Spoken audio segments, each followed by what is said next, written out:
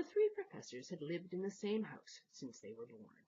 It was on the south side of a small square in the oldest part of the town, not far from the Emperor's palace and the Spanish riding school. If you leaned out of the upstairs windows, you could see the pigeons wheeling round the spires of St. Stephen's Cathedral, which stood at the very heart of the city, and therefore, to the people who lived in it, of the world. But though one could walk from the square to all the important places, it was as quiet and contained as a room. In the centre of the cobbles was a statue of General Brenner, riding a bronze charger, which pleased the children who lived there, because there is a lot you can do with the statue of a horse. Pretend to ride it, pat it, shelter under it when it rains. The general had been a hero and fought against Napoleon, and because of this the square was named after him, Brenner Square. Next to the general on his horse there was a fountain with a shallow basin and a wide stone rim, and sometimes there were goldfish swimming in it, because the children who won fish at the fun fair in the Prater, a park in the northeast of the city, tipped them in on the way home. The west side of the square was taken up by a church named after St. Florian, who was the patron saint of fire engines. It was a pretty church, with a grassy graveyard where wild flowers had seated themselves, and on the opposite side to the church was a row of chestnut trees in iron corsets, which sheltered the square from the bustle of the street that led into the centre of town. There was also a small bookshop on one corner, and a cafe with a striped awning on the other, so really the square had everything a person could need. The house the professors lived in was in the middle of the row. It was the largest and the nicest, and had a wrought iron balcony on the first floor, and window boxes, and a door knocker shaped like the head of an owl. Professor Julius was the oldest. He had a pointed grey beard and was tall and serious. Once, many years ago, he had very nearly got married, but the bride he had chosen had died a week before her wedding day, and since then Professor Julius had become solemn and stern. He was a scientist, a geologist, and lectured in the university, where he told the students about fluorspar and granite, and how to hit rocks with a hammer so that they did not get splinters in their eyes. His brother, Professor Emil, was quite different. He was small and round, and had almost no hair, and when he went upstairs he wheezed a little, but he was a cheerful man. His subject was art history, and he could tell, just by looking at the toes of a painted angel, whether the picture was by Tintoretto or by Titian. The third professor was a woman, their sister and the youngest of the three. Her name was Gertrude, and what she knew about was music. She gave lectures on harmony and counterpoint, and she played the harp in the city orchestra. Having a harp is rather like having a large and wayward child who has to be carried about and kept from draughts and helped into carriages. And Professor Gertrude, like many harpists, often looked worried and dismayed.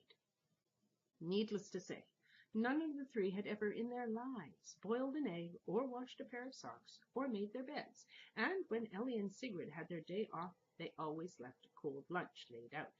But by evening the professors needed help again.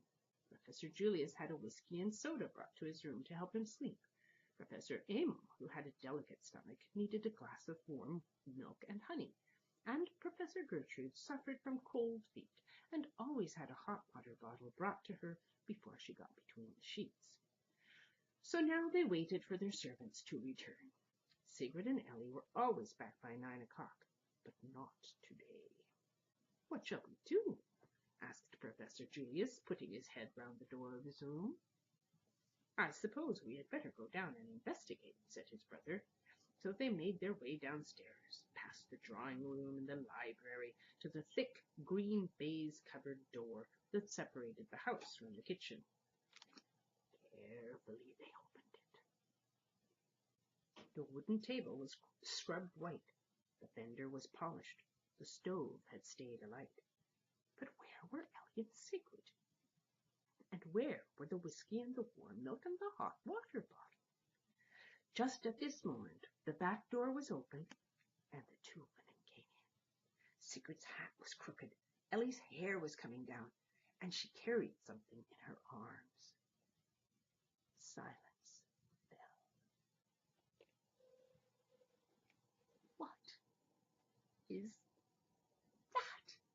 inquired Professor Julius, pointing his long finger at the bundle.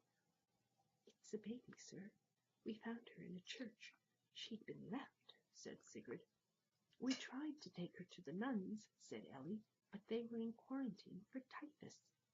The baby turned its head and snuffled. Professor Amon looked at it in amazement.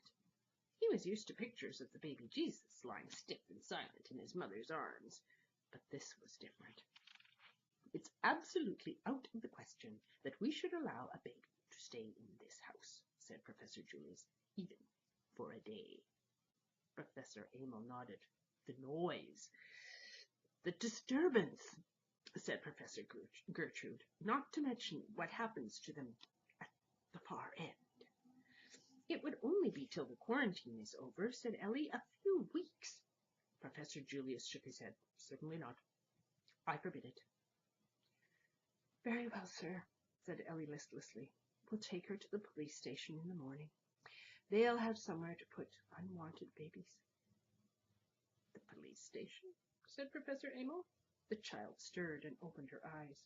Then she did that thing that even tiny babies do. She looked. Good heavens, said Professor Julius. It was not the look of somebody who belonged in a police station along with criminals and drunks. Professor Julius cleared his throat. She must be kept out of our sight. Absolutely, he said. She must make no sound, said Amon. Our work must not be disturbed even for a minute, said Gertrude. And the day the quarantine is over, she goes to the convent. Now where's my whiskey? And my warm milk? And my hot water bottle? The professors were in bed. The baby lay in a borrowed nappy on a folded blanket in a drawer which had been emptied of table mats. She ought to have a name, even if we can't keep her, said Sigrid. I'd like to call her by my mother's name, said Ellie. What was that? Annika. Sigrid nodded. Annika. Yes, that will do.